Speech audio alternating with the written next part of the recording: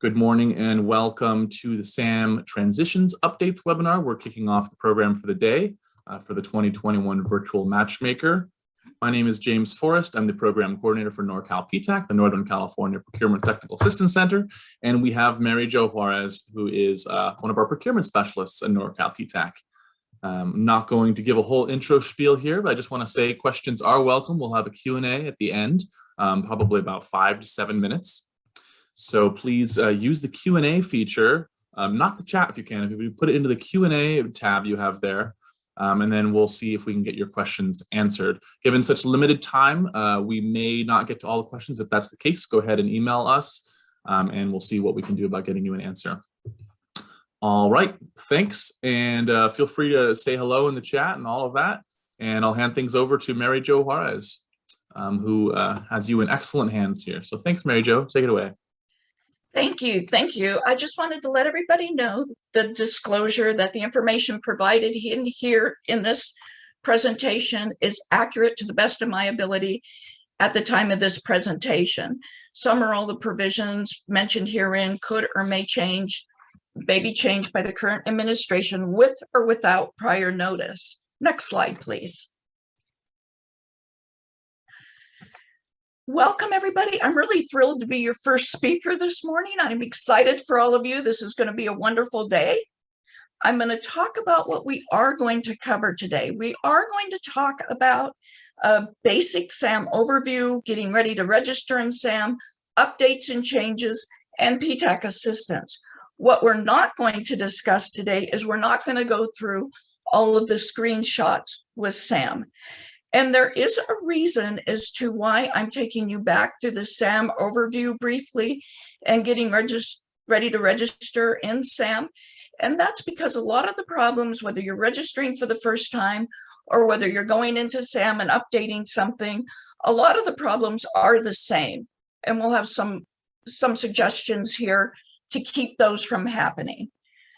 Next slide, please. Okay, so SAM is basically free. It can be used for a number of things, as you can see on the slide here. The cost to you for entering into SAM is basically your time. And that cost is the same whether you enter into SAM yourself or whether you pay somebody to do it for you. You're still going to have to feed them your information. Now, your goal with SAM is that you want to be seen by primes and agencies. The government figures that if you can't get through SAM, you're not going to be able to handle a contract. So that's why the PTAC is here, to help you do that and to help you learn the tricks and secrets to make you successful. Now, having an accurate profile in SAM is extremely important because part of the registration process is that the information you input must be accurate because you're going to certify that it's accurate, and you can be subject to criminal prosecution. And we're not telling you this to scare you. That's not the intent at all, because we're always here to help you. We're telling you this because it's important to realize that GSA and the government is putting provisions in place to protect you from the bad actors. In other words, those companies that might be large businesses that register small businesses and increase your competition. But basically, the most important part of the slide is SAM is useful for a number of things. The biggest thing is it allows you to be seen by the government. Next slide, please. So this is our takeaway for today. Whether you are registering for the first time or you've had a change to your business, a change to your business structure, a change to your address, following the process will eliminate a lot of the questions and problems that we work with clients to solve. And that's going to save time for you.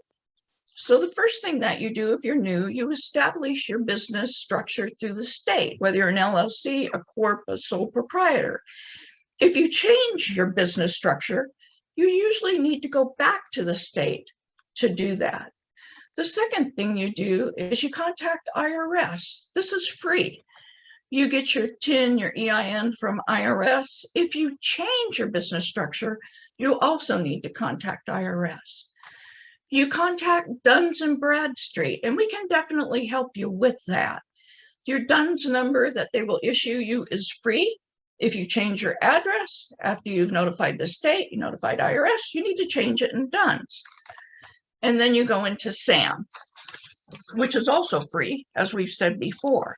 SAM is going to issue you a commercial and government entity, a cage code, and a unique entity identifier. That's still a brand new one, kind of for me, that my tongue gets a little twisted around. It's a UEI number that will be assigned by SAM. And in a couple slides, I'll explain to you why that is so important. Next slide, please. So the keys to success. One of the huge keys to success is your name must match exactly what's on your DUNS registration and every place else. These are problems that we deal with pretty much on a daily, weekly basis. If your business name is MJ and Associates, Inc., use that throughout the process. Don't use it the first couple times with the state and IRS, and then when you get to DUNS, go to MJ and Associates. Because what happens is SAM checks with all of these other government entities and make sure that everything is the same. And it's definitely something we can fix. But again, as I mentioned, it's going to save you all kinds of time. Next slide, please. So when you're getting ready to register in SAM, your physical address as your name also needs to match the DUNS registration. Your physical address should be where the work is performed. It doesn't matter if it's a house, it doesn't matter if it's your home, it doesn't matter if it's an office or a virtual space. It does matter, and it cannot be a post office box, a FedEx box, or any other type of mail provider box. They actually want a space where you are located. Okay, next slide, please. So again, this is my one takeaway for today, understanding the flow. If you understand the flow of how everything feeds into SAM, you're going to save yourself a lot of time and a lot of problems. We're always here to help you, but your whole point, as I mentioned earlier with SAM, is being seen. And a little story with this, a few years ago, I live in an area where the Navy has a lot of bases. And a few years ago, they contacted the PTAC and they said, do you have any motels who are listed in SAM? So we knew what that meant as a PTAC, and we went out to all the hotels locally and offered to help them register in SAM. Well, a couple months later, a ship pulled in and not a single hotel locally was registered in SAM. So the cost to the taxpayer and the Navy was not only the fact that the local community lost a lot of business, but every day the Navy had to ship those military members all the way up to another city, an hour and a half in traffic each way, and then back. And it took a lot of time. Now, the same thing applies to updating your SAM on a yearly basis. Don't just ignore that and not do that, because what will happen to you is you'll basically be out and you won't be able to be found. Now, your SAM record is not going to go away.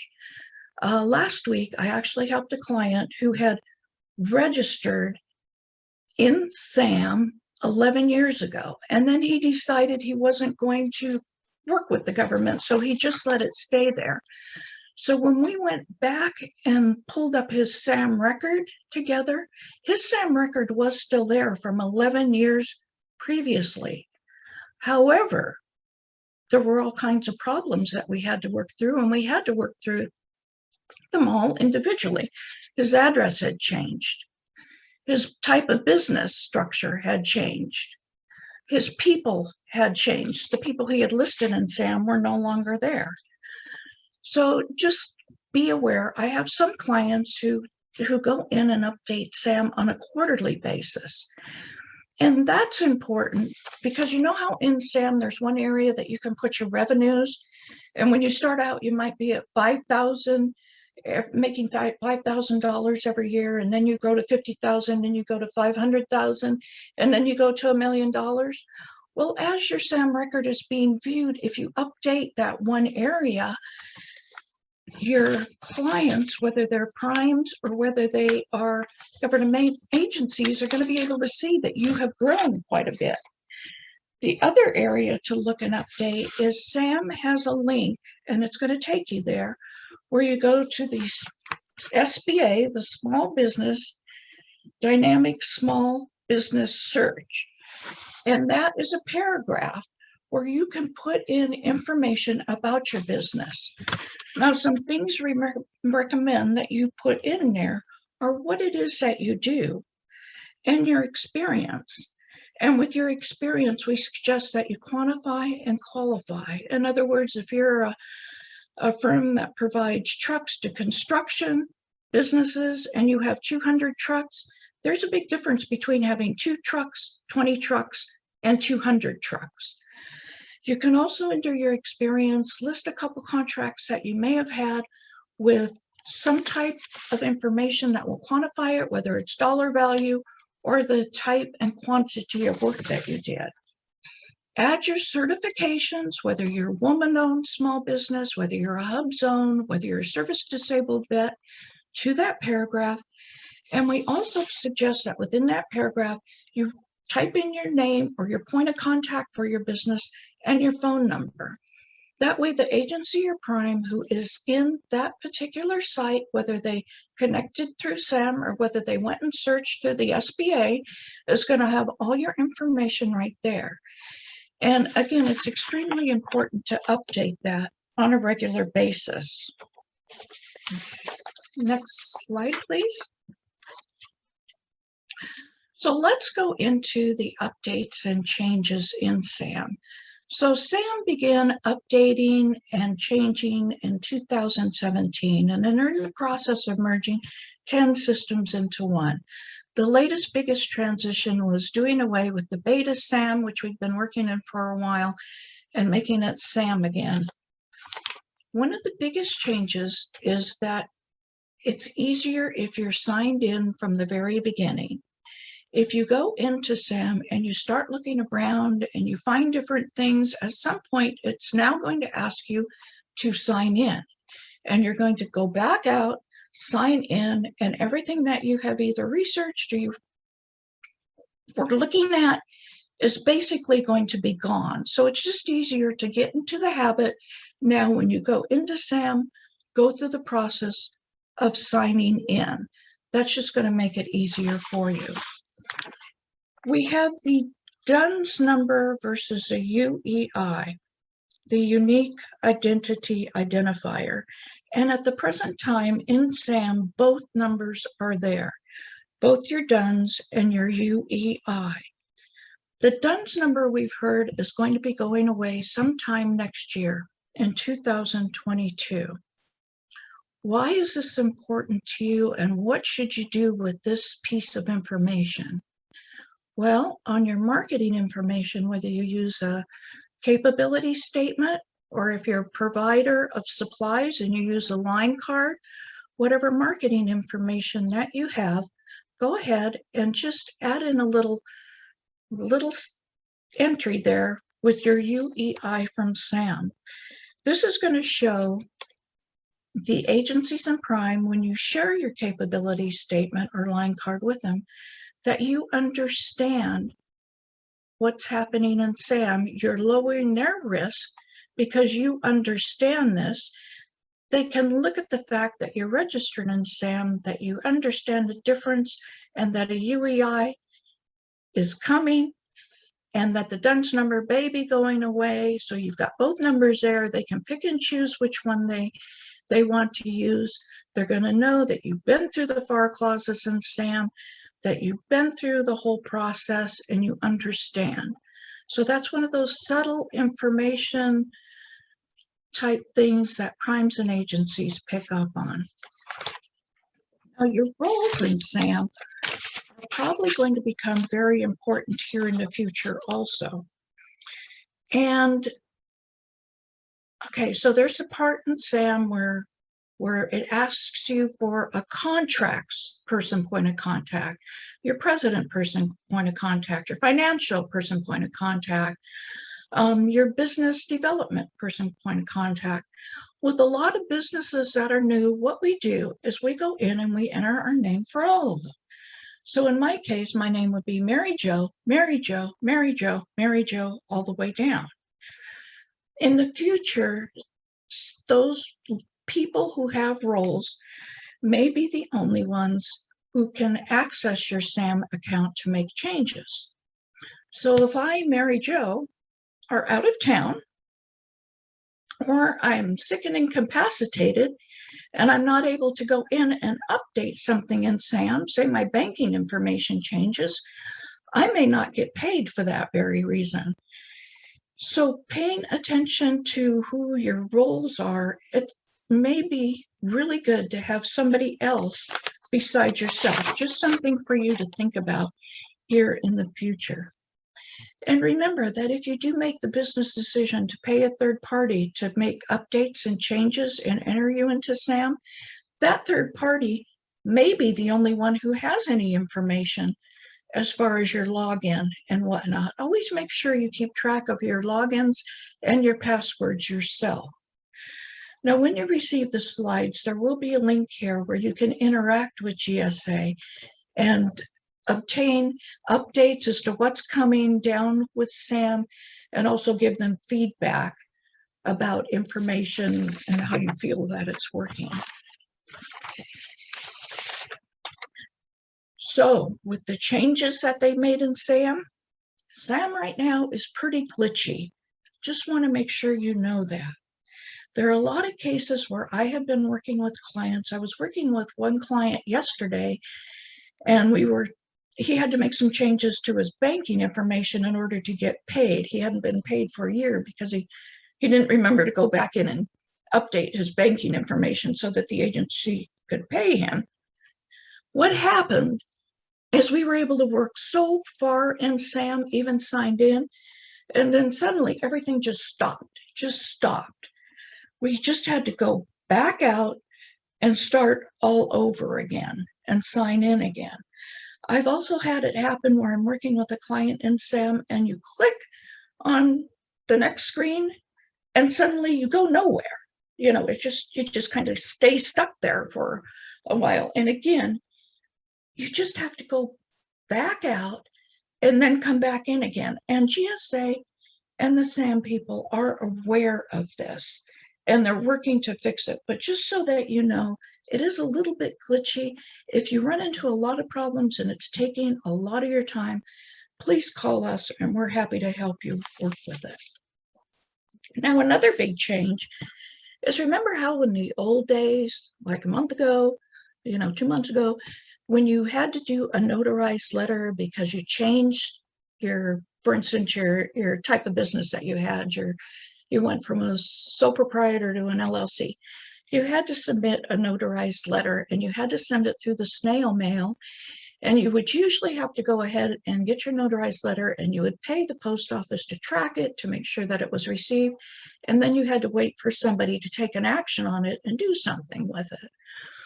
Well, that has changed. You still have to do the notarized letter in various instances, and SAM's going to let you know when you need to do that. But you can now upload the notarized letter instead of having to put it in the snail mail. Another area that I've seen with a couple clients is if there's an issue between the Cage Code people and IRS, they'll send you an automated email that has to be responded to very quickly. And if it's not, then everything just stops in SAM for you. So again, those are all situations that we're happy to help you with and happy to help you work your way through. So next slide, please. Okay, so here is the blunt reminder that you need to sign in Again, it's a good thing just to do it at the very beginning. You're still going to have to go through the login.gov account in order to get in. That has not changed at all. And next slide, James. The face of SAM has changed a little bit. If you need help going through this, since we can't sit and go through screenshot through screenshot, we're certainly happy to help you go through it. There's a lot of information you can see on here that is now new, your wage determinations, all sorts of things here, but we're happy to help you go through this. And at some point in time, we'll probably also have another webinar where we can help you with the new SAM once it settles down just a little bit. Next slide, please. Okay, so just a couple things that you should know. There are a few pitfalls that have not changed. You're still going to get emails disguised as Federal Registry people asking you for a fee to register or to update. That is a business decision on your part. If you want to have a third party who has access to your information and login, but remember, you as a business entity and as a business person are going to be the only one who's going to be able to certify that that information is correct. As a PTAC, we don't have any magic. We don't have any backdoor privileges. As things change and we run into problems with SAM or with other government web sites, what we do is we talk with each other, and sometimes we do that on the national level, and we ask each other, have you run into this problem and what did you do to get it fixed? So there's a lot of communication going on between us in the background to bring correct information to you. We use SAM a lot more than you do daily. We're happy to help you with any problems that you might encounter, including new problems that we probably have not seen before. We're happy to answer questions. We're happy to work with you with the Federal Service Desk and bring your SAM up to speed. Because again, as I mentioned in the very beginning, you want to be seen. That's your whole goal with SAM. Okay, thank you. And James, do we have time for a question or two? Sure. Yeah, we've got about 7 minutes for question. That's perfect. We do have 3 questions now. Feel free to enter more questions into the Q&A, and we'll see if we have time to get to them. First question comes from Mark, who says, my company operates as a DBA. I have tried through D&B, Dun & Bradstreet, to update my SAM profile to my DBA name, but it never gets updated. How can I get this corrected? Mark, I would be happy to work with you offline on that, even as early as tomorrow. That's a process where I would need to go in and I would need to look at your SAM, and there's a couple people we could call to work with you and get that fixed. I don't know if you have a PTAC counselor or not, but if not, I'd be happy to work with you and get that resolved. You should be able to get that resolved because that's something that happens quite frequently. I noticed it says through D&B to update the SAM profile.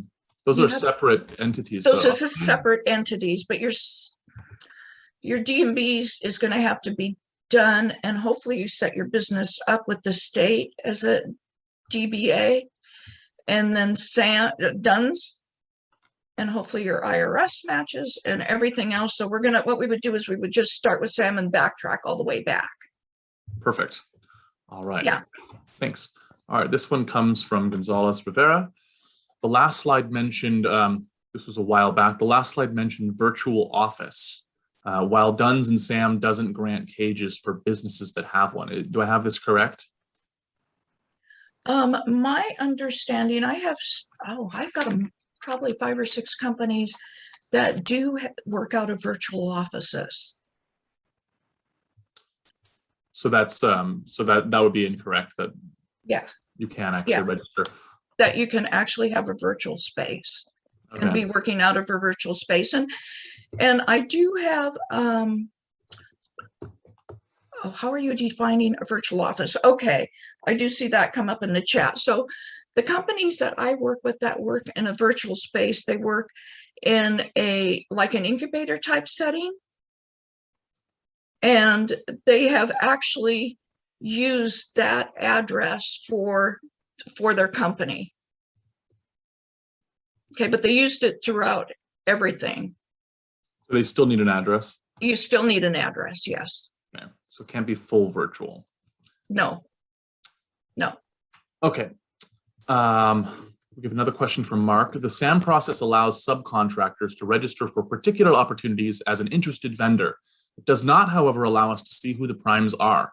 If there's not a bidders conference, we as subcontractors will not be able to determine who the primes are. This limits our ability to work on specific opportunities that are listed in SAM. How do we get around this?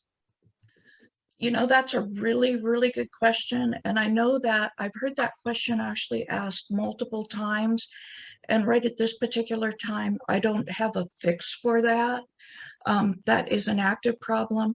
GSA is aware of that. And, you know, maybe James, we can send out an email to everybody as that's updated and fixed. That's a very valid question. Yeah, feel free to reach out to us on the information on the page here, Mark. And I believe that you actually are a PTAC client if you're the same Mark Walsh. And so feel free to reach out to us or your PTAC counselor for assistance with that. Thanks. All right, and I believe the last question probably, unless we have another short one, from Tony, who asks, how do you update SAM without having to resubmit each time? You're not. If you're going to go in and update SAM, it's basically going to take you through every single screenshot, and then you're going to have to resubmit. Okay. Okay, and I understand your question. It's a very valid question. Our hope is that it will constantly get easier. Sometimes it does, and sometimes it unfortunately just doesn't. All right, appreciate the honesty, Mary Jo. Does anyone else have any questions before we wrap things up and take a short break before Joe Moore's webinar on cybersecurity? All right, well, thanks everyone. This is the first webinar of the day. We've got several more. We'll be going until 4 p.m.